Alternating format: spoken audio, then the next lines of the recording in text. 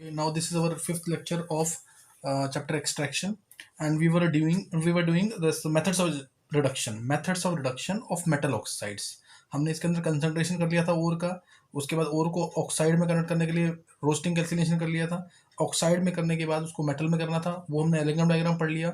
उसके बाद हमने मेथड्स ऑफ रिडक्शन के अंदर पढ़ा कि कार्बन के थ्रू रिडक्शन कैसे होता है, यानी हमने पढ़ा एक तरह से वो पायरोमेटलर्जी कहते हैं या स्मेल्टिंग कह सकते हैं, स्मेल्टिंग कार्बन के थ्रू मेटल ऑक्साइड का रिडक्शन या कार्बन मोनोऑक्साइड के थ्रू रिडक्शन।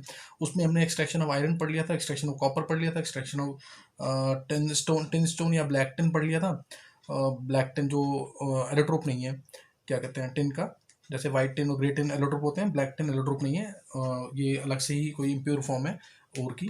तो ये पढ़ लिया था हमने। और इसके अलावा हमने ये पायरोमेटलर्जी के अंदर आ गया सारा ये। फिर हमने हाइड्रोमेटलर्जी पढ़ लिया था। हाइड्रोमेटलर्जी में हमने वाटर के through water as a fuel लिया था, तो उसमें रिड्यूस किया था ज़्यादा रिएक्टिव मेटल से कम रिएक्टिव मेटल को, फॉलोड बाय प्रेसिपिटेशन। और उसमें हमने सिल्वर की एक्सट्रैक्शन की, Ag + NaCN gives AgCN2 negative, और उसमें हमने जिंक डाल दिया। तो ज़्यादा रिएक्टिव मेटल है, ये डिस्प्लेस कर देगा Ag को, और Ag हमें प्रेसिपिटेट होकर मिल जाएगा। इस तरह से हमने ये पढ़ लिया था। ये हम पढ़ चुके हैं सारा, क्लियर। अब हमें यहाँ पढ़ना है मेथड्स ऑफ रिडक्शन में थर्ड हम, यानी एक तरह से हम पायरोमेटलर्जी कर चुके हैं, हाइड्रोमेटलर्जी कर चुके हैं, क्लियर। पायरो हो चुका है, हाइड्रो हो चुका है। Next it is reduction by, से हम करेंगे यहाँ पे एल्यूमिनियम कर लेते हैं, reduction by aluminium, reduction by aluminium. तो रिडक्शन बाय एल्यूमिनियम के अंदर बहुत ध्यान से समझेंगे एल्यूमिनियम किसका रिडक्शन कर सकता है। जैसे Cr2O3 है, स्पेशली इनके लिए यूज करते हैं। MnO2 है, MnO2 नहीं बोलेंगे, Mn3O4 बोलेंगे, Mn3O4, क्लियर। MnO2 क्यों नहीं बोलेंगे, मैं इसका रीजन दे दूंगा अभी। Mn3O4 स्पेशली Fe2O3, इसको Fe2O3 इसको गोल्ड स्किमेट थर्माइट प्रोसेस भी कहते हैं, gold SCHMIDT, thermite process, thermite process भी कहते हैं इसको, थर्मिक भी कहते हैं कई बार, थर्मिक THERMIC, थर्मिक प्रोसेस। तो इनका रिडक्शन, इन ऑक्साइड्स का रिडक्शन करेंगे यूजिंग एल्यूमिनियम, इन ऑक्साइड्स का रिडक्शन करेंगे यूजिंग एल्यूमिनियम। अब यहाँ पे हम कार्बन क्यों यूज, कार्बन का कर्व भी ऐसे ही जाता है कुछ, सही ना, कार्बन से CO का कर्व, तो ये ऐसे जा रहा है, और ये भी Cr2O3 है, तो ये जाके कुछ ऐसे मीट कर जाएगा। लेकिन एक तो रीज़न ये है कि जो कार्बन है अगर इसको रिड्यूस करेगा तो थोड़ा टेम्परेचर हाई चाहिए होगा। दूसरा, अगर मैं कार्बन से इसको रिड्यूस करते हैं, इसको हम कार्बन से रिड्यूस करते हैं, सपोज Cr2O3 हो गया, Mn3O4 हो गया, या Fe2O3, तो कार्बन से रिड्यूस करते हैं तो कार्बन CO2 बनेगा। CO2 जो बनेगा तो इसमें जो क्या कहते हैं एनर्जी रिलीज होगी इसके बनने में, जो लेटिस एनर्जी होगी, इतनी ज़्यादा नहीं होगी जितना इसको तोड़ने के लिए चाहिए होती है, इसको कन्वर्ट करने के लिए किसमें, क्रोमियम में चाहिए होगी। इसलिए this process is not feasible, carbon से इसलिए नहीं करेंगे। बात समझ कि नहीं है। तो ये इंपॉर्टेंट चीज़ है कि कार्बन से इधर क्यों नहीं कर रहे। हालांकि हो जाएगा ये हाई टेम्परेचर पे यूजिंग एलंगम डायग्राम, बहुत हाई टेम्परेचर पे, लेकिन उसमें हमें फ़ायदा नहीं होगा, क्योंकि हमें एक तो टेम्परेचर हाई चाहिए, दूसरा एनर्जी रिलीज ज़्यादा नहीं होगी इसके अंदर। क्यों? क्योंकि CO2 उतना स्टेबल नहीं है जितना स्टेबल ये है, क्योंकि इसकी लैटिस एनर्जी ज़्यादा है। क्यों ज़्यादा लैटिस एनर्जी? क्योंकि इसके अंदर Cr3+ है और O2-, इन दोनों में लैटिस एनर्जी रिलीज ज़्यादा होगी, चार्जेस ज़्यादा है, तो इसलिए कार्बन के थ्रू रिडक्शन नहीं करेंगे। तो हम किससे करेंगे? एल्यूमिनियम के थ्रू, क्लियर, एल्यूमिनियम के थ्रू रिडक्शन करेंगे इसका। तो ये नोट करेंगे, गोल्डस्मिथ प्रोसेस, गोल्डस्मिथ प्रोसेस। इसमें Al2O3 जो है, Fe2O3 है, या फिर Cr2O3 लेंगे पहले, Cr2O3 एल्यूमिनियम डालेंगे इसके अंदर, तो क्या मिल जाएगा इसमें? Al2O3 प्लस क्रोमियम, तो क्रोमियम मेटल मिल जाएगा। यहाँ पे क्रोमियम मिलेगा लिक्विड फॉर्म में, क्योंकि एनर्जी इतनी ज़्यादा रिलीज होती है Al2O3 के बनने में, तो कि हमें क्या मिल जाएगा, ये लिक्विड फॉर्म में मिल जाएगा क्रोमियम। कुछ ऐसा प्रोसेस होता है इसके अंदर, ज़्यादा डिटेल तो नहीं करेंगे इसकी, लेकिन थोड़ा पता होना चाहिए। ये कुछ अरेंजमेंट इस टाइप से होता है। यहाँ पे लेते हैं हम इधर, यहाँ पे मैग्नीशियम रिबन होता है कुछ है, magnesium ribbon plus BaO2, magnesium ribbon plus BaO2, और यहाँ पे हमारे पास Al2O3 प्रेजेंट है, सॉरी Cr2O3 या Mn3O4, इस तरह Cr2O3 इस वैसे कनेक्ट कर रखा होता है हमें। तो Mg प्लस BO2 ये बनाता है MgO। MgO बनते ही रिएक्शन होती है हाईली एक्सोथर्मिक, हीट रिलीज होती है, और वो हीट जो है इनिशिएट करती है Cr2O3 और Al की रिएक्शन को। और Al2O3 जैसे ही बनेगा इतनी ज़्यादा एनर्जी रिलीज होगी कि फास्ट रिएक्शन होती जाएगी बहुत ज़्यादा ही, और Al2 3 बनता जाएगा। बात समझ में नहीं है? तो ये इंपॉर्टेंट है यहाँ पे। इस तरह से हम करते हैं। मैग्नीशियम रिबन और बेरियम परऑक्साइड की रिएक्शन होती है, magnesium ribbon plus barium peroxide. तो ये तो अपना ऑक्सीजन रिलीज कर सकता है आसानी से, क्यों? क्योंकि परऑक्साइड ज़्यादा स्टेबल होते नहीं है। तो इस तरह से होता है कुछ ऐसा। यहाँ CF2 और लगा के रखते हैं इधर कंडक्टिविटी वगैरह के लिए, CF2 लगा के रखते हैं। तो ये यहाँ पे हो गया प्रोसेस। अब मैंने बताया आपको MnO2 जो है, सपोज MnO2, इसके लिए हम MnO2 को डायरेक्टली नहीं करते एल्यूमिनियम के साथ। क्यों नहीं करते? क्योंकि MnO2 के अंदर जो ऑक्सीजन है उसका कंटेंट ज़्यादा है। तो ऑक्सीजन कंटेंट ज़्यादा, तो Al जो है इमीडिएटली क्या बनाएगा? Al2 3 बनाएगा। और ये रिएक्शन इतनी ज़्यादा एक्सोथर्मिक कि एक्सप्लोजन हो जाएगा। क्यों? क्योंकि इसमें ऑक्सीजन कंटेंट ज़्यादा है। ऑक्सीजन कंटेंट ज़्यादा, तो Al इमीडिएटली कंबाइन करेगा उस ऑक्सीजन को और Al2 3 बनेगा। इतनी ज़्यादा एनर्जी रिलीज होगी कि एक्सप्लोजन हो जाएगा। इसलिए MnO2 को पहले हम कन्वर्ट करते हैं, इसमें से ऑक्सीजन बाहर निकालते हैं हीट करके। इसको हीट करेंगे तो Mn3O4 बन जाएगा प्लस O2। Mn3O2 रिलीज हो गई यहाँ पे, 3MnO2 लिया होगा यहाँ पे, 3MnO2 से Mn3O4 बन गया और एक O2 यहाँ पे रिलीज हो गई। बात समझ गई? तो रिएक्शन भी बहुत इंपॉर्टेंट है, रिएक्शन भी याद कर लेना। अब ये Mn3O4 इसको हम एल्यूमिनियम से रिड्यूस कर सकते हैं। क्या मिल जाएगा? Mn plus Al2O3। और ये भी Mn जो मिलेगा किस फॉर्म में होगा? लिक्विड फॉर्म में, क्योंकि एनर्जी रिलीज बहुत ज़्यादा होती है इस रिएक्शन में। तो ये इस तरह से रिएक्शन होती है। और एक इंपॉर्टेंट प्रोसेस है इसके लिए, ध्यान, रिएक्शन याद करनी है, डायग्राम वगैरह ज़्यादा इंपॉर्टेंट नहीं, रिएक्शन बहुत इंपॉर्टेंट है। Cr2O3 को एल्यूमिनियम में रिड्यूस कर दिया, Al2O3 बहुत ज़्यादा स्टेबल है, इससे एनर्जी रिलीज ज़्यादा होती है। ऐसे ही इधर Mn3O4 को रिलीज Mn में कन्वर्ट कर दिया, Al2O3 बना, एनर्जी रिलीज ज़्यादा होगी। तो ये, और एक थर्माइट मिक्सचर और कर लेंगे इसके अंदर। एक्चुअल रिएक्शन वही है, उसी को ज़्यादा पूछते हैं। थर्माइट मिक्सचर, थर्माइट मिक्सचर क्या होता है? Thermite mixture 3:1 ratio of Fe2O3 ferric oxide plus Al, इन दोनों का 3:1 जो रेशियो होगा, इसको बोलते हैं हम thermite mixture. Thermite mixture 3:1 molar ratio जो होगा इन दोनों का, this is called as thermite mixture. तो Fe2O3 प्लस Al, ये क्या बना देगा? Fe, और एक किस फॉर्म में आएगा? लिक्विड फॉर्म में, प्लस Al2O3। और ये जो आयरन लिक्विड फॉर्म में आया, this is use to weld. जैसे ये रेलवे ट्रैक्स हैं, अगर ये और इसको हमें इन दोनों को जोड़ना है हमें, तो ये यहाँ पे जाके इसको जोड़ देगा इस तरह से। तो क्या मिल जाएगा? आयरन लिक्विड फॉर्म में इन दोनों को जोड़ देगा ये लिक्विड फॉर्म में। और therefore this is use to weld railway tracks. Railway tracks को वेल्ड करने के काम आता है, use to weld railway tracks, thermite process, thermite mixture. तो ये ध्यान रखना इसके अंदर। यहाँ पे हमने किया reduction by aluminium, reduction by aluminium. कौन कौन सी ऑक्साइड दी थी? Cr2O3, Mn3O4 और Fe2O3। ज़्यादा इंपॉर्टेंट, रेलवे ट्रैक्स को वेल्ड करने के काम आता है, इसलिए थर्माइट मिक्सचर कहते हैं इसको। क्लियर? नेक्स्ट करेंगे reduction by hydrogen. Reduction by hydrogen, hydrogen से रिडक्शन।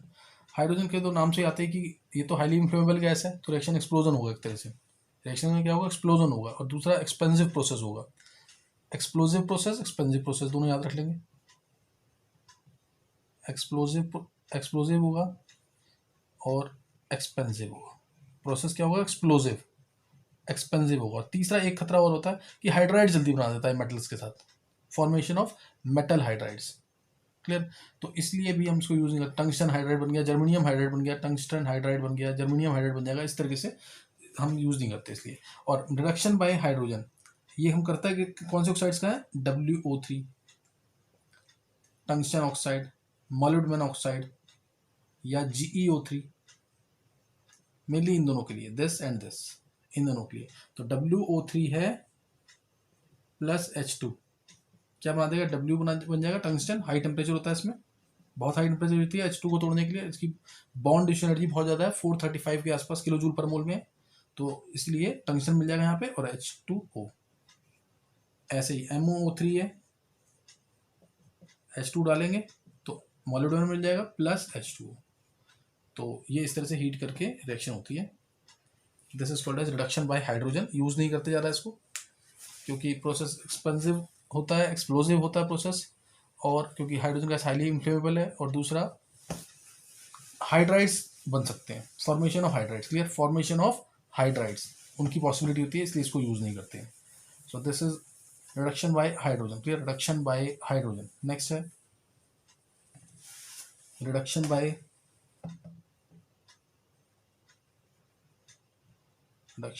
अब इधर ले लेंगे हम, जैसे वाटर गैस, ये स्पेशल टाइप का रिडक्शन है, एक दो मेटल्स के लिए होता है, स्पेशली वाटर गैस के NiO का रिडक्शन करने के लिए होता है। NiO में हम डाल देंगे वाटर गैस क्या होता है, CO प्लस H2, कोबाल्टिंग है, कार्बन मोनोऑक्साइड, कार्बन, ये इस मिक्सचर को कहते हैं वाटर गैस।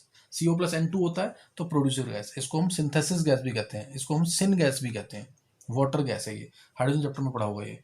NiO है, इसमें डाल दो H2 तो क्या मिल जाएगा, Na प्लस H2O, ये मिल जाएगा। या फिर NiO है, इसमें डाल देंगे CO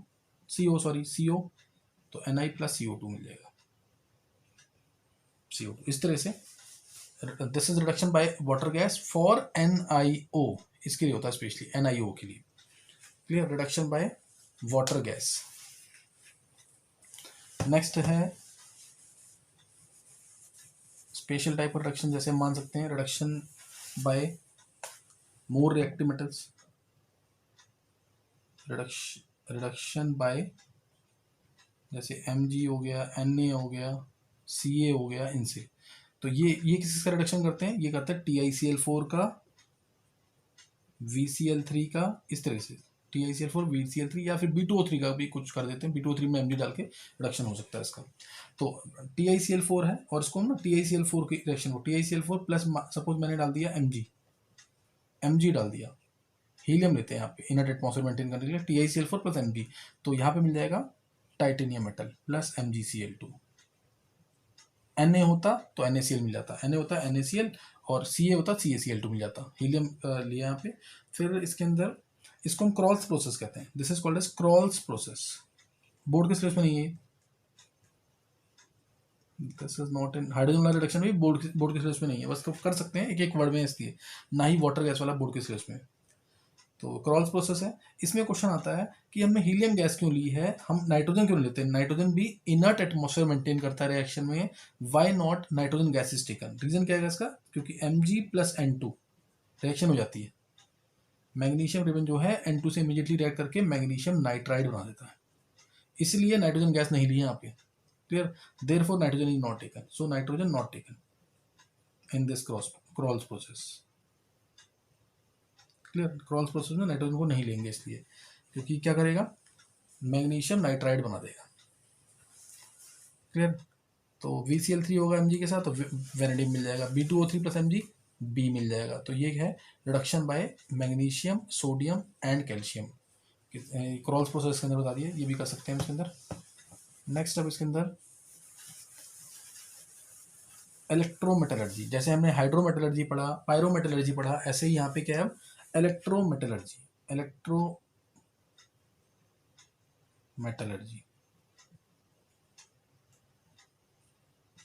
तो इसमें metal is obtained by the electrolysis of fused salts, ठीक है। तो extraction of the metal by the electrolysis of fused salts, extraction of metal by electrolysis of, by current pass करेंगे, electrolysis of fused salts, fused oxides भी कह सकते हैं। तो extraction of metal from its oxide या फिर from its chloride by electrolysis of fuse salts, कोई भी सॉल्ट होता है, क्लोराइड और ऑक्साइड किसी भी तरीके से होता है, तो इसका इलेक्ट्रोलिसिस करेंगे तो मेटल मिल जाएगा हमें कैथोड पे, मेटल का मिल जाएगा कैथोड पे। तो ये है दिस इज इलेक्ट्रोमेटलर्जी, और ये इलेक्ट्रोमेटलर्जिकल रिडक्शन है ना, इलेक्ट्रोमेटलर्जिकल रिडक्शन ये किस किस के लिए होता है, ये इंपॉर्टेंट है बहुत यहाँ पे। Electrometallurgical reduction this is carried out for very reactive metals like S block elements के लिए करते हैं इसको, प्लस एल्यूमिनियम के लिए, इनके लिए हम करते हैं इलेक्ट्रोमेटलर्जिकल रिडक्शन। इलेक्ट्रोमेटलर्जी, पायरोमेटलर्जी पढ़ चुके हैं, हाइड्रोमेटलर्जी पढ़ चुके हैं, क्लियर। S ब्लॉक एलिमेंट जैसे हम लिथियम, सोडियम, पोटेशियम, इनकी फ्यूज सॉल्ट्स को, स्पेशली इनकी क्लोराइड्स को, lithium, sodium, potassium, rubidium, caesium, francium तो रेडियोएक्टिव उसको लेंगे नहीं, ऐसे ही beryllium, magnesium, calcium, strontium, barium, radium radioactive उसको लेंगे नहीं। अब यहाँ पे एक चीज़ और ध्यान रखना है कि इनके साथ हमने कार्बन रिडक्शन क्यों नहीं किया। जैसे मैंने अभी बताया, इसमें एल्यूमिनियम का रिडक्शन किया था हमने Cr2O3 के लिए, Mn3O4 के लिए, Fe2O3 के लिए। इधर हमने कार्बन से रिडक्शन क्यों नहीं किया। कार्बन रिडक्शन करने के लिए एक तो टेम्परेचर बहुत हाई चाहिए होगा, carbon reduction not possible. Reason क्या है, टेम्परेचर हाई, एक तो ये। दूसरा, ये जो मेटल्स है ना, कार्बन रिडक्शन करने जाएगा ना, कार्बन को ही खत्म कर देंगे। Carbides, formation of carbides, carbides formation, मतलब ये जा रहा है इसका रिडक्शन करने के लिए मेटल्स का, और ये जाके इसी के साथ बॉन्ड बना लेंगे। इतने रिएक्टिव हैं ये, मेटल कार्बाइड्स बन जाएंगे। तो इसलिए हम कार्बन रिडक्शन नहीं करते इनका, इन मेटल्स का। क्लियर, इन मेटल्स का हम कार्बन रिडक्शन नहीं करते, बहुत रिएक्टिव हैं ये, खुद ही बहुत अच्छे रिड्यूसिंग एजेंट्स होते हैं। तो इसलिए इनको रिड्यूस करने के लिए करंट पास करना पड़ता है। इनकी मोल्टन सॉल्ट्स में, इनकी एक्वस सॉल्ट भी नहीं होनी चाहिए, क्या होनी चाहिए, इनकी मोल्टन सॉल्ट, फ्यूज सॉल्ट्स में, ठीक ना। और इसमें भी हम जैसे बात करें अगर बेरिलियम की या एल्यूमिनियम की, तो इनके क्लोराइड्स नहीं लेते हम, AlCl3 या BeCl2, इनके क्लोराइड्स नहीं लेते, इनके हम लेते हैं ऑक्साइड्स। क्योंकि क्लोराइड क्या है इसका, कोवेलेंट, कोवेलेंट है तो कंडक्टिविटी तो कुछ चाहिए होगी इसकी, कंडक्टिविटी लो, तो इसलिए इनकी क्या लेंगे, ऑक्साइड्स, जिनके आयंस बन सकते हैं थोड़ा टेम्परेचर बढ़ाकर, या फिर कोई इलेक्ट्रोलाइट वगैरह एक्स्ट्रा डालकर, PeO। तो ये ध्यान रखना है इलेक्ट्रोमेटलर्जी के अंदर कि इनके हम क्लोराइड्स नहीं लेंगे, इनके क्या लेंगे, ऑक्साइड्स। बाकी सबको क्लोराइड से काम चल जाएगा। और जैसे अगर मेरे को इलेक्ट्रोलिसिस करना है, सपोज मैं एक का करके दिखा देता हूँ आपको, ये हम इलेक्ट्रोकेमिस्ट्री चैप्टर के अंदर बहुत डिटेल में पढ़ेंगे, इसलिए यहाँ पे ज़्यादा इंपॉर्टेंट नहीं है ये। अगर मैं एक का करके भी दिखाता हूँ आपको, जैसे हमने लिया मोल्टन NaCl, हाइड्रोजन चैप्टर में पढ़ा था लास्ट ईयर। मोल्टन NaCl का इलेक्ट्रोलिसिस करेंगे तो इस तरह से इलेक्ट्रोलिसिस होता है। इसमें ये इलेक्ट्रोड्स हैं, इसको बैटरी से अटैच कर रखा है, इलेक्ट्रोलिसिस कर रहे हैं हम ये मोल्टन NaCl का। तो यहाँ पे मोल्टन फॉर्म में NaCl होगा, Na+ आयंस होंगे, Cl- आयंस होंगे, ये पॉजिटिव है, एनोड है, तो इसके पास क्या जाएगा, Cl-, और Cl2 गैस बन के एस्केप कर जाएगा। और यहाँ पे क्या जाएगा, Na+, इधर क्या जाएगा इसके पास, Na+, ये जाएगा कैथोड के पास। तो कैथोड पे क्या होगा, Na+ plus electron gives Na, ये मिल जाएगा। और एनोड पे Cl- gives half Cl2 plus electron lose कर देगा। तो इस तरह से ये हम कर रहे हैं इलेक्ट्रोमेटलर्जी, इस तरह से होगा मोल्टन फॉर्म में। और एक्वस होता तो वाटर भी रोल प्ले करता, इसीलिए हमने मोल्टन फॉर्म में लिया, यानी फ्यूज्ड NaCl लिया। और NaCl इसका मेल्टिंग पॉइंट ज़्यादा होता है, मतलब लगभग 850 डिग्री सेल्सियस के आसपास इसका मेल्टिंग पॉइंट होता है, 850 डिग्री सेल्सियस के आसपास। इसीलिए NaCl के अंदर हम थोड़ा सा क्या डाल देते हैं, इम्प्योरिटी की फॉर्म में CaCl2, बहुत कम, नहीं तो इसी का इलेक्ट्रोलिसिस हो जाएगा, बहुत कम CaCl2 डाल देंगे। तो ये ध्यान रखना है। ऐसे ही LiCl लग रहा है, LiCl है, ये MgCl2 है, इनका इलेक्ट्रोलिसिस करना है। इसमें Mg मिलेगा कैथोड पे, Cl2 मिलेगा एनोड पे, इसमें लिथियम मिलेगा कैथोड पे, Cl2 मिलेगा एनोड पे, सेम चीज़ होनी है बिल्कुल। इसमें क्या डाल देते हैं, KCl थोड़ा सा, इलेक्ट्रोलाइट, ये इम्प्योर फॉर्म में KCl डाल देंगे थोड़ा सा, ताकि इसका मेल्टिंग पॉइंट कम हो जाए, एज एन इम्प्योरिटी डालते हैं। जैसे NaCl के अंदर हमने CaCl2 डाला, थोड़ा सा इसका मेल्टिंग पॉइंट कम करने के लिए। To reduce the melting point of NaCl, CaCl2 is added. In the similar manner KCl is added to LiCl और MgCl2। तो इस तरह से हम इलेक्ट्रोलिसिस करेंगे मोल्टन NaCl का। तो ये था इलेक्ट्रोमेटलर्जी, और इसकी एग्जांपल करेंगे हम हॉल हेरोल्ड प्रोसेस के थ्रू। हॉल हेरोल्ड प्रोसेस, ध्यान देंगे अब, हॉल हेरोल्ड प्रोसेस,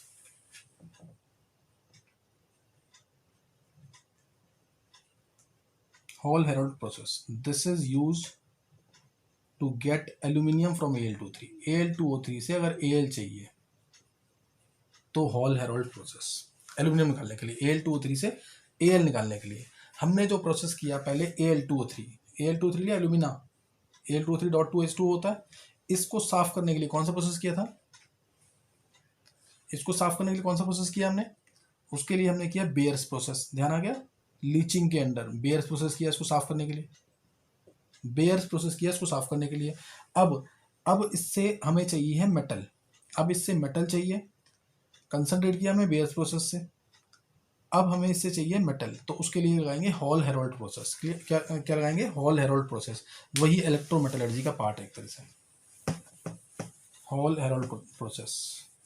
तो इसमें क्या करते हैं हम, ध्यान देंगे इधर, इसके अंदर जैसे थोड़ा सा अरेंजमेंट देखेंगे एक बार।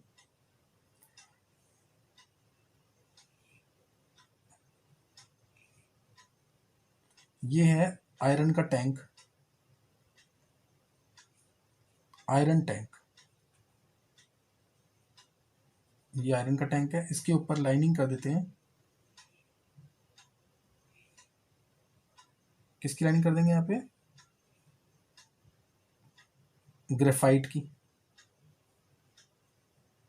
ग्रेफाइट की लाइनिंग, जो काम करेगी किसका? कैथोड का। ये काम करेगी कैथोड का, ग्रेफाइट की लाइनिंग कैथोड का काम करेगी।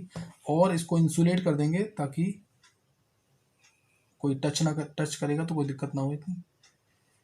इंसुलेटर लगा देंगे इसके ऊपर। तो 3 लेयर्स में बन गया ये। इसके बाद यहाँ पे ग्रेफाइट है और ये इंसुलेटर लगा दिया हमने, इंसुलेट कर दिया इसको। और फिर यहाँ पे आएंगी ग्रेफाइट की रॉड्स, आएंगी अटैच जाएंगे ग्रेफाइट की रॉड्स, और इस पे हम ये बना देंगे anode. Clear? This is anode, ये पॉजिटिव होगा, एनोड होगा, ग्रेफाइट की रॉड्स हैं, एनोड बन जाएगा।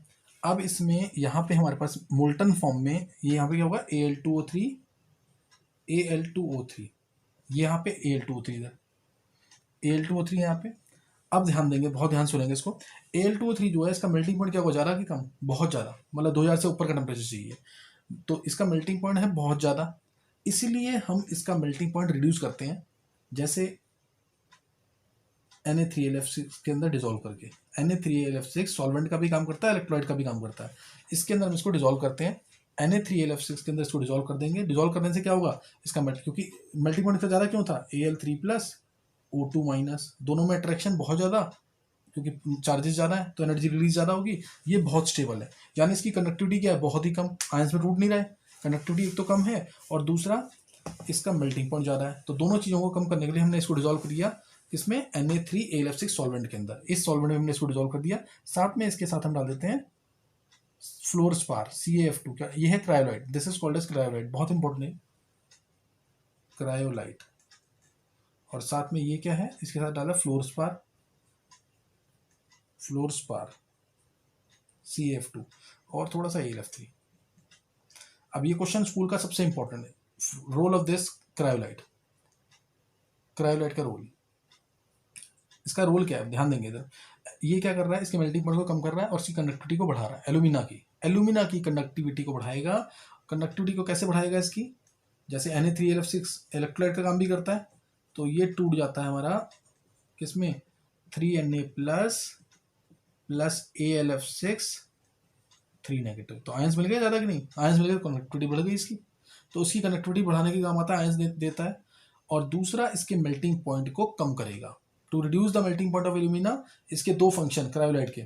ये एक्चुअली मेल्टिंग पॉइंट ये रिड्यूस करता है, फ्लोरस्पार, ये मेल्टिंग पॉइंट को रिड्यूस करता है। ये तो सिर्फ डिजोल्व करेगा, डिजोल्व करने से इसका मेल्टिंग पॉइंट क्या हो जाएगा? अब कम हो सकता है, डिजोल्व कर रहा है इसको। जैसे शुगर को पानी में डिजोल्व किया या नमक को पानी में डिजोल्व किया तो मेल्टिंग पॉइंट क्या हो जाएगा? कम हो जाएगा डिजोल्व करने के बाद। तो ऐसे ही इसके अंदर डिजोल्व जब होगा Al2O3 तो मेल्टिंग पॉइंट इसका कम हो जाएगा।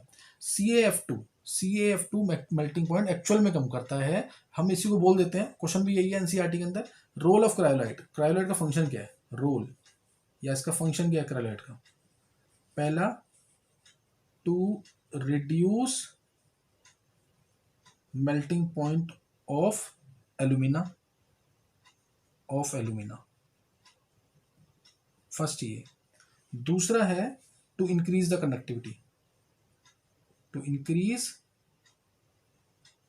कंडक्टिविटी किसकी? Of alumina. ये क्वेश्चन पेपर में जरूर आता है। Role of cryolite, role of cryolite fluorspar बोलते ही नहीं है, ये इसका फंक्शन है। Al2O3 होता है हमारा 5% के आसपास, Al2O3 5% के आसपास है। Na3LF6 85% होता है, 5% CF2, 5% AlF3। ये कहाँ प्रेजेंट है चारों? यहाँ पे, इस जगह पे, ये यहाँ पे प्रेजेंट है। अब देखेंगे आगे क्या होगा। अब इसका मेल्टिंग पॉइंट हो गया रिड्यूस, मेल्टिंग पॉइंट रिड्यूस हो गया। दूसरा है ना, Al2O3 जो रिफ्रैक्टरी मटेरियल भी है, मतलब टेम्परेचर रेजिस्टेंट है, तो इसकी लाइट को भी एब्जॉर्ब करता है क्रायोलाइट, इसकी लाइट को भी एब्जॉर्ब कर लेता है क्रायोलाइट। तो ध्यान देंगे। अब इधर क्या होगा, कैथोड पे, कैथोड कहाँ पे है? नीचे की तरफ, ये रहा, ये नीचे क्या है? कैथोड, ये नीचे कैथोड है, सही ना। तो और ऊपर एनोड है ग्रेफाइट, ये भी।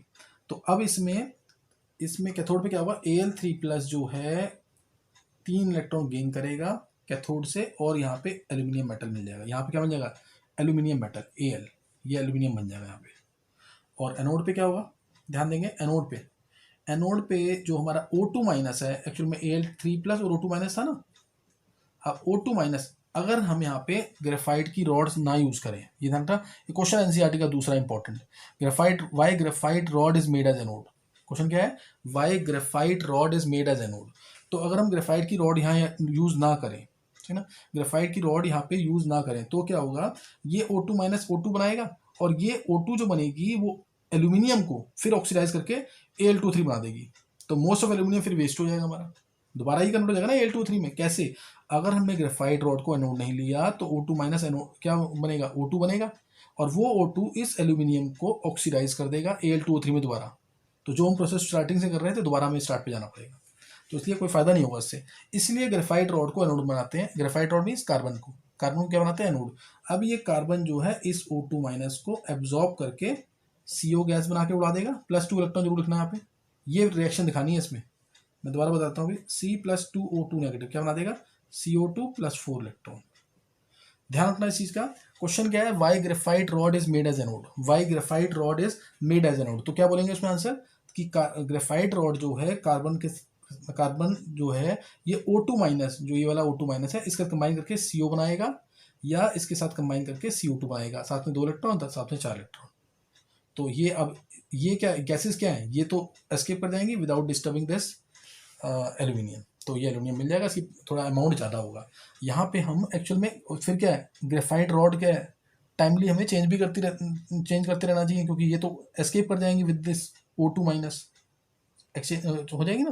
तो यहाँ पे हम थोड़ा बहुत पाउडर की फॉर्म में, यहाँ के क्रायोलाइट वगैरह तो था ही, यहाँ पे पाउडर की फॉर्म में क्या लगा देते हैं? कोल पाउडर। तो जो O2- है वो कोल पाउडर से जल्दी एस्केप करेगा, क्योंकि पाउडर की फॉर्म में है तो सरफेस एरिया ज़्यादा होगा, सरफेस एरिया ज़्यादा तो रिएक्शन फास्ट करेगा और जल्दी एस्केप करेगा यहाँ से। बात में आ रही नहीं है? तो ये तो वेस्ट होती है ग्रेफाइट की रॉड, लेकिन अब उतनी वेस्ट नहीं होगी।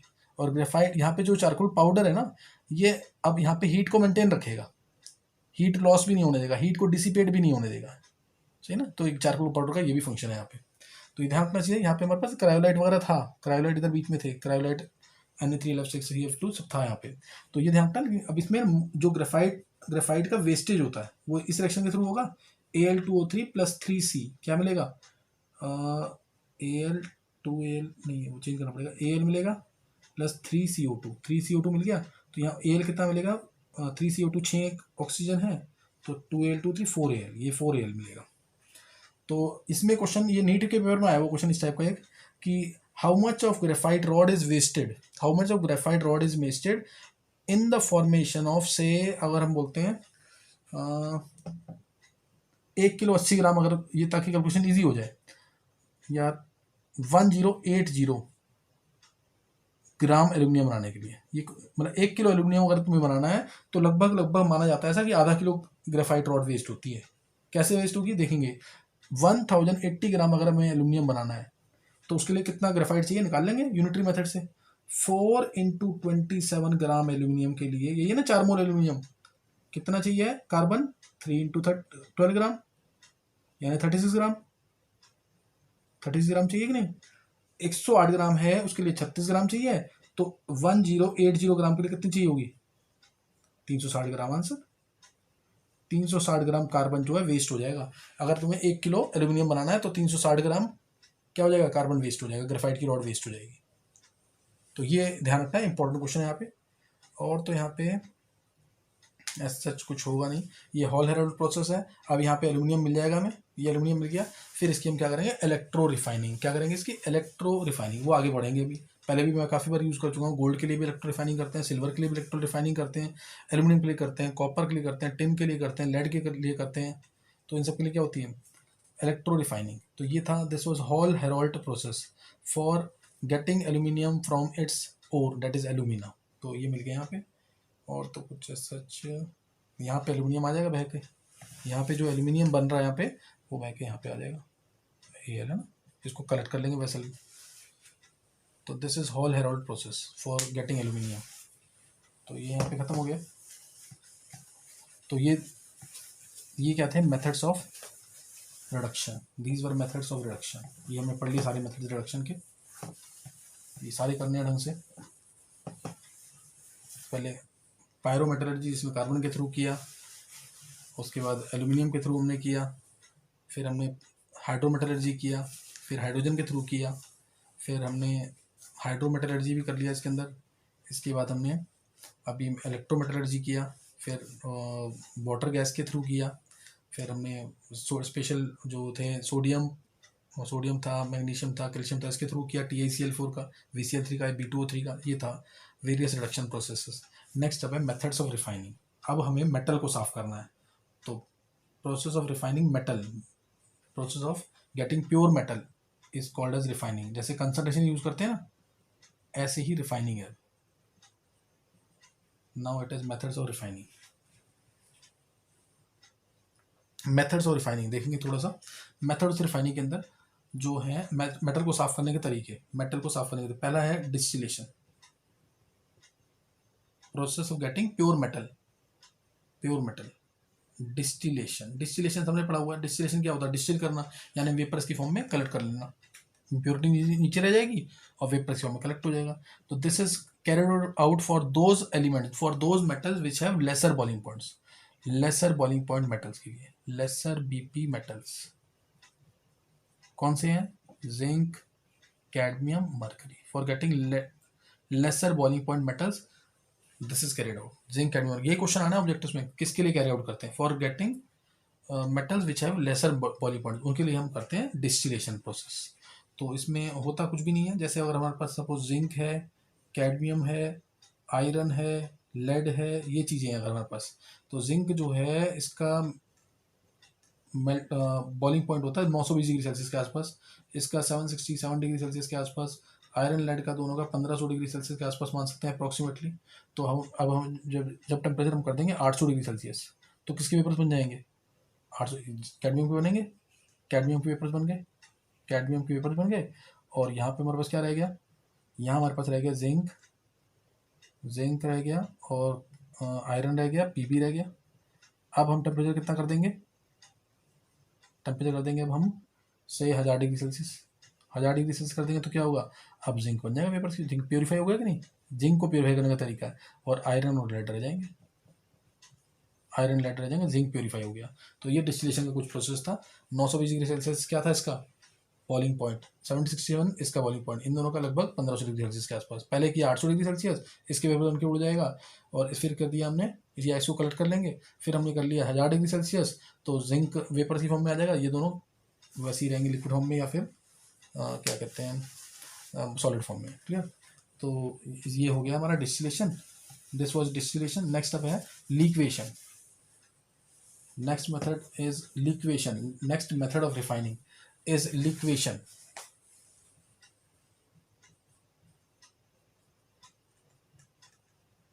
Liquefaction, this is employed for those metals which have lesser melting point, lesser melting point metals के लिए। clear, this is employed for those metals which have lesser melting point like tin and lead, tin lead। clear, tin और lead के लिए, bismuth का भी melting point वैसे लो होता है, टिन और लेड के लिए। क्लियर। तो इसमें भी कुछ ऐसा ही अरेंजमेंट होता है, कुछ ऐसा ही अरेंजमेंट होता है। यहाँ से हम डाल रहे हैं मेटल को अलॉन्ग विद इम्प्योरिटीज, और यहाँ पे क्या करेंगे, यहाँ कलेक्ट कर लेंगे। कैसे, यहाँ पे जब मेटल आएगा पूरा metal along with impurities, metal plus impurities होंगी यहाँ पे, मेटल प्लस इम्प्योरिटीज, जैसे टिन प्लस इम्प्योरिटीज, 10+ इम्प्योरिटीज है, इनका मेल्टिंग पॉइंट लो है। अब जब इसको हीट करेंगे, जब हीट करेंगे इसको, तो क्या होगा, मेटल मेल्ट करके नीचे आ जाएगा और इम्प्योरिटीज ऊपर रह जाएंगी। क्लियर, यही सिंपल सा मेथड है इसके अंदर। Carried out for those metal which have laser melting point, ये इक्वेशन है। नेक्स्ट अब है इलेक्ट्रोलिटिक रिफाइनिंग, थर्ड, जो हम शुरू से बोलते हुए आ रहे हैं, electrolytic refining. Clear, electrolytic refining.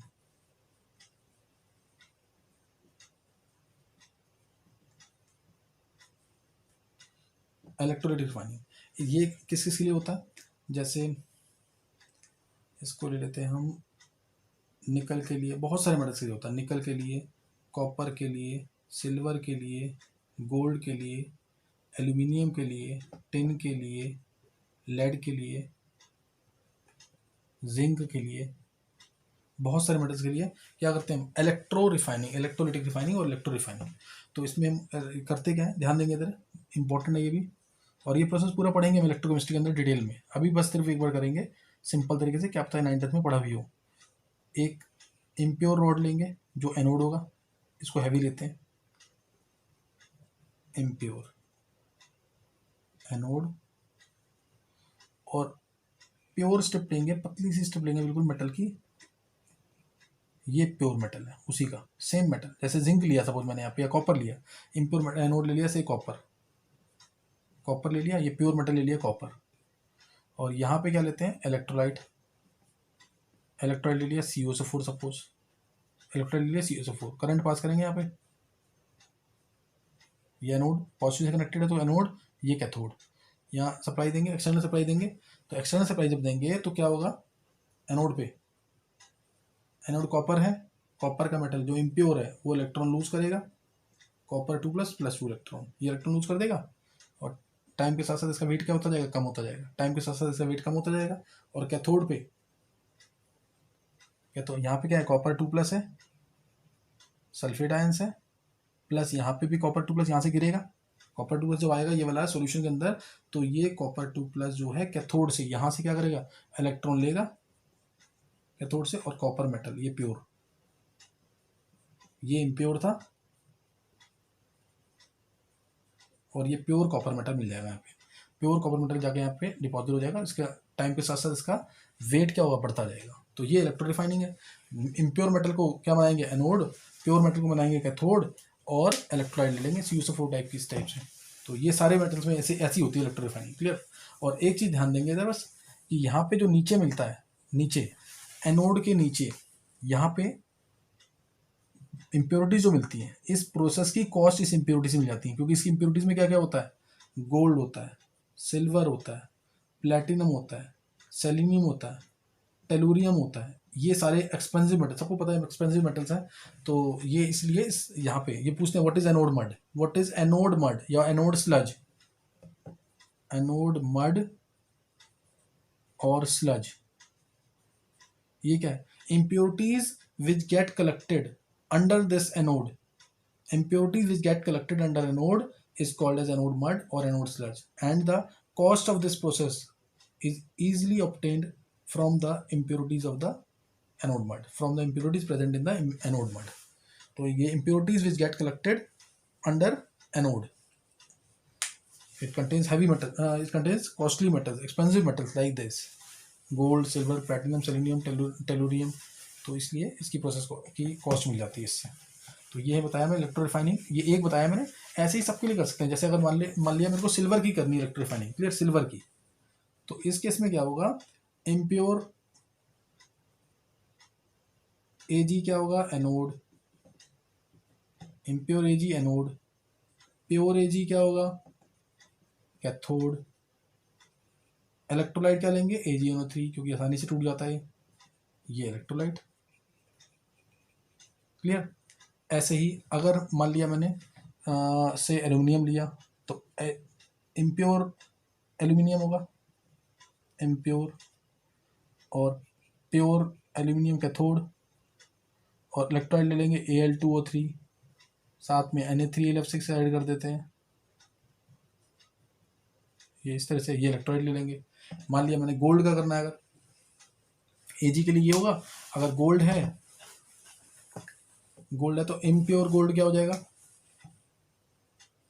Impure gold ये anode, pure gold cathode, AuCl3 electrolyte, AuCl3 क्या हो जाएगा, इलेक्ट्रोलाइट। ठीक है, और गोल्ड को हम एक पर्पल ऑफ कैशियस भी कहते हैं, याद रखना ऑब्जेक्टिव से पूछा हुआ एक बार। इसकी कोलाइडल सोल को, गोल्ड की जो कोलाइडल सोल है, colloidal sol of gold is called as purple of Cassius, CaSSius। Clear, तो ये हमारा प्रोसेस क्या था, जिंक होगा तो impure zinc anode, pure zinc cathode, ZnSO4 electrolyte. Clear,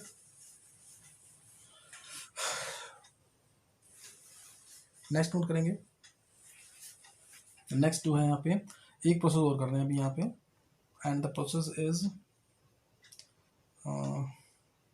zone refining, zone refining,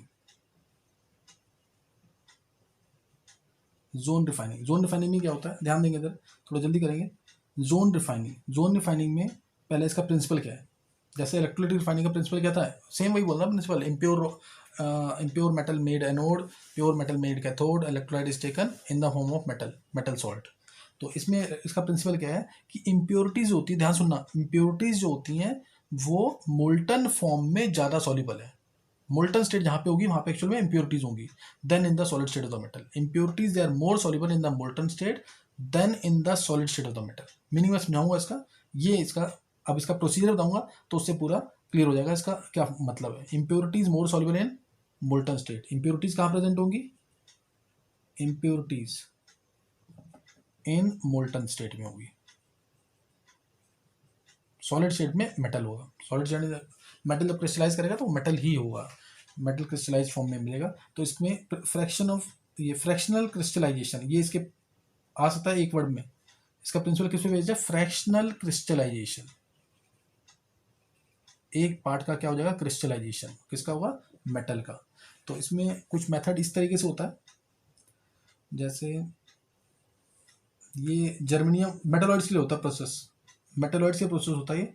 ध्यान रखना, अल्ट्रा प्योर मेटल बोल देना, ये लाइन में सबसे इंपॉर्टेंट लाइन है यहाँ पे, मतलब PPM लेवल तक इम्प्योरिटीज खत्म हो जाती है इसके अंदर, PPM लेवल तक। Ultra pure metals, high purity metals हैं, अल्ट्रा प्योर मेटल्स के लिए यूज होगा ये वाला मेथड। किसके लिए यूज होगा, अल्ट्रा प्योर मेटल्स के लिए this method will be employed, ultra pure metals के लिए। क्लियर, अल्ट्रा प्योर मेटल्स, ये याद रखना वर्ड, अल्ट्रा प्योरिटी। तो इसमें हमने लिया जर्मेनियम के किसके लिए, जर्मेनियम के लिए और सिलिकॉन के लिए, बोरोन के लिए भी कई बार यूज करते हैं इसको। तो इसमें यहाँ पे ये इम्प्योर जर्मेनियम की फॉर्म में ले लिया रॉड, जर्मेनियम जो है रॉड की फॉर्म में लिया, जर्मेनियम इम्प्योर जर्मेनियम है। इसके ऊपर लगा देंगे एक सर्कुलर हीटर, क्या लगा दिया इसमें, सर्कुलर हीटर, ये सर्कुलर हीटर लगा दिया यहाँ पे। अब हीटर को ऑन करेंगे, हीटर को ऑन करते ही और आसपास का एटमॉस्फेयर इनर्ट रखेंगे, जैसे हीलियम गैस के थ्रू, हीलियम गैस रखेंगे ताकि और कोई आके रिएक्ट ना करे। तो यहाँ सर्कुलर हीटर है, इस सर्कुलर हीटर को धीरे धीरे हम रोटर ऑन करने के बाद धीरे धीरे आगे लेके जाएंगे। तो जैसे हीटर जैसे से आगे जाएगा, यहाँ मोल्टन फॉर्म में मेटल होगा, जहाँ हीटर होगा वहाँ मेटल जर्मेनियम के फॉर्म में होगा, मोल्टन फॉर्म में। तो मोल्टन फॉर्म में तो आसपास की इंप्योरिटीज वही मोल्टन फॉर्म में आ जाएगी। अब मैं हीटर को आगे लेके जाऊंगा तो यहाँ पे मेटल क्या कर जाएगा, क्रिस्टलाइज कर देगा, फिर सॉलिड बन जाएगा, और इंप्योरिटीज साथ साथ चली जाएंगी, क्योंकि मोल्टन फॉर्म में क्या प्रेजेंट होगा, इंप्योरिटीज मोल्टन फॉर्म में जाएंगी ना इंप्योरिटीज।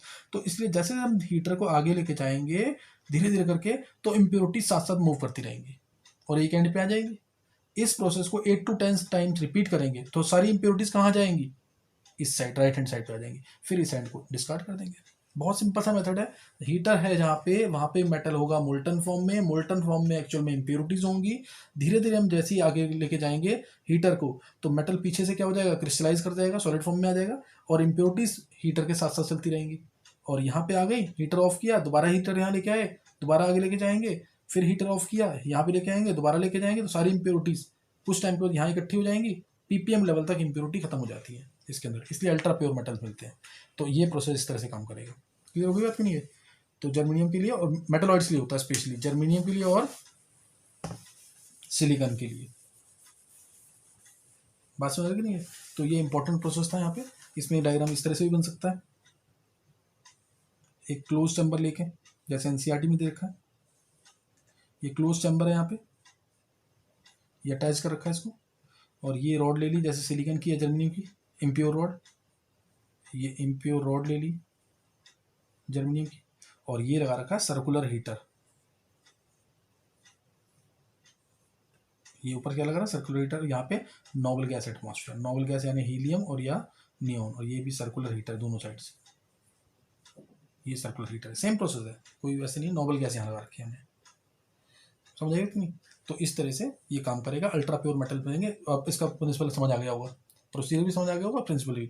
क्या है, impurities are more soluble in the molten state than in the solid state. कोई प्रोसीजर नहीं पूछता, हमें प्रिंसिपल ही पूछा जाएगा कि क्या प्रिंसिपल है इसका। तो जोन रिफाइनिंग का ये प्रिंसिपल है। 2 मेथड्स और रह गए अभी। एक रह गया हमारा वेपर फेस रिफाइनिंग और क्रोमेटोग्राफी। चैप्टर ओवर हो गया, इंपॉर्टेंट चैप्टर है, ढंग से कर लेना इसको, रिवाइज करना और नोट्स प्रॉपर बनाना इसके। Okay, thanks.